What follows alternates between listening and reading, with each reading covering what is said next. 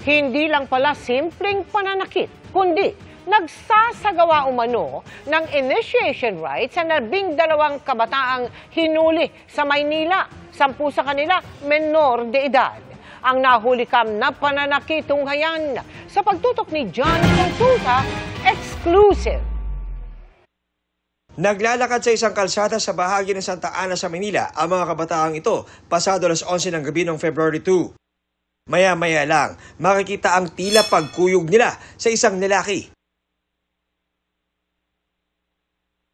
May mga dumating namang miyembro ng Tactical Motorcycle Reaction Unit at hinuli ang nasa 12 kabataan kung saan 10 ang minor de edad.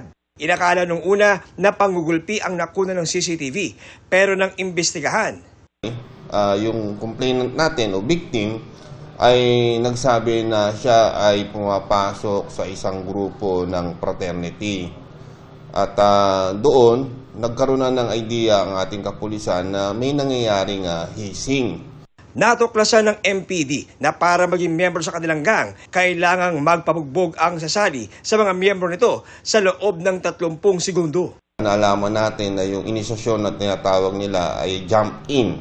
At yung sinasabi nating pagdadaanan ng ating biktima, ito yung tinatawag na 30 seconds massacre, na kung saan ay kanilang sasaktan, susuntukin, tatadyakan yung pumapasok sa kanilang grupo. Free for all yung nangyari sa kanya. So nakita natin mostly sa katawan niya yung mga pasak. Di naman itinanggi ng isa sa mga suspect ang kanilang ginawa. Doon na po nagsisimula yung bugbugan po. Pwede ba siyang gumanti? Tatakpan lang po niya yung katawan po niya. Sasalag lang po.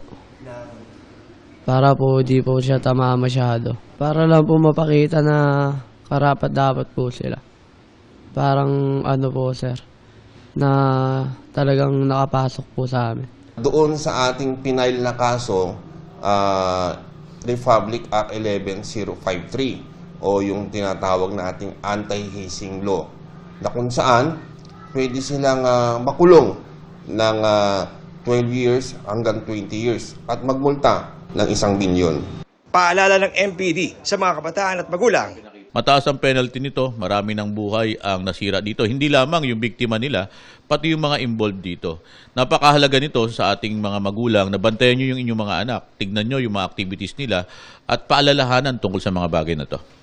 Para sa GMA Integrated News, John Consulta, nakatutok 24 oras.